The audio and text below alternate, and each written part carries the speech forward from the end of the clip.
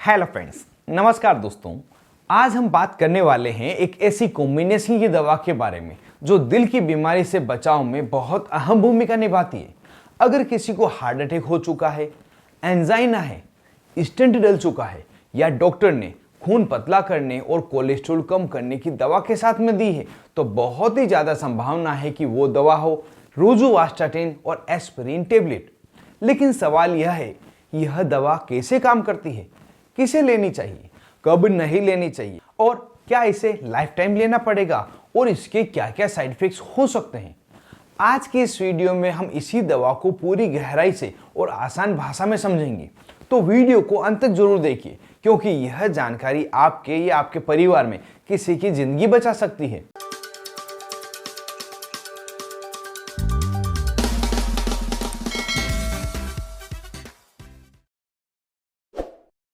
सबसे पहले समझते हैं रोजुवास्टाटिन एस्पिरिन टेबलेट क्या है। यह एक कॉम्बिनेशन टेबलेट है जिसमें दो दवाइयां होती है, पहली रोजुवास्टाटिन तथा दूसरी एस्पिरिन।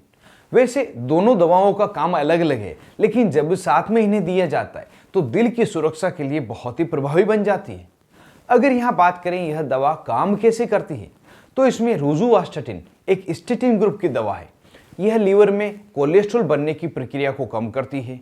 यह एलडीएल यानी खराब कोलेस्ट्रॉल को घटाती है।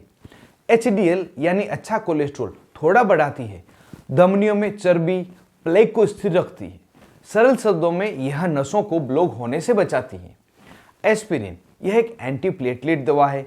यह खून को जमने से रोकती है, प्लेटलेट को आपस में चिपकने से रोकती है, हार्ट अटैक और स्ट्रोक का खतरा कम करती है, मतलब खून को पतला रखती है ताकि थक्का न बने।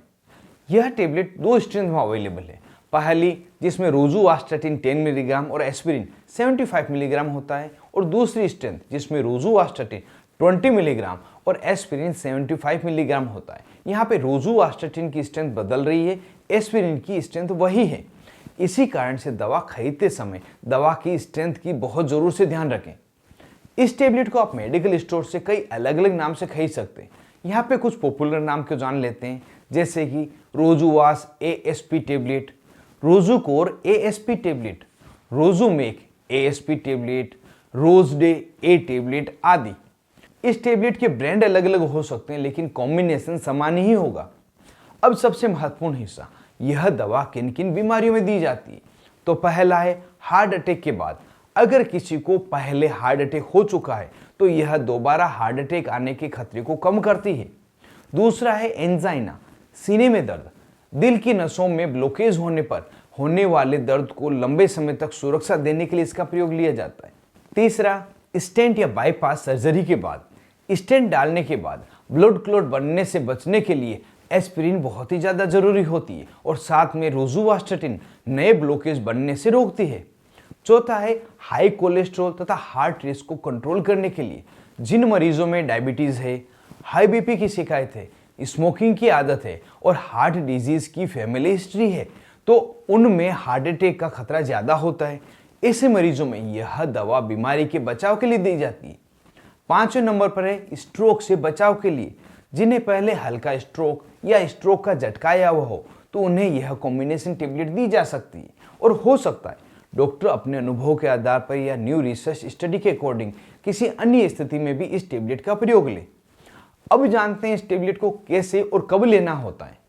आमतौर पर इस टेबलेट को दिन में एक बार लेना होता है।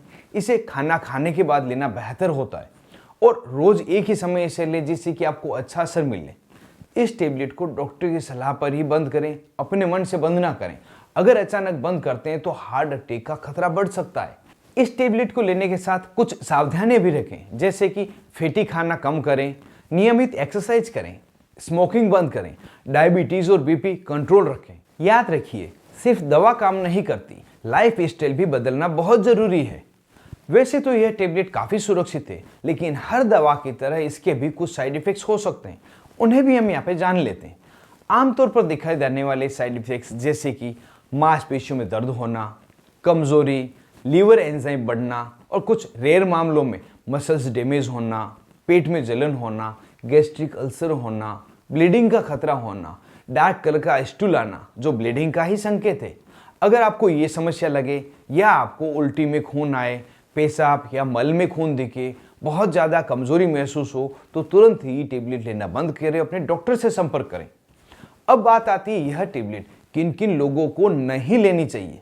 इनमें वे लोग जिनको एस्पिरिन से एलर्जी हो, पेप्टिक अल्सर हो, गंभीर लीवर का रोग हो, ब्लीडिंग डिसऑर्डर हो, प्रेगनेंसी हो, विशेषकर अंतिम महीनों में।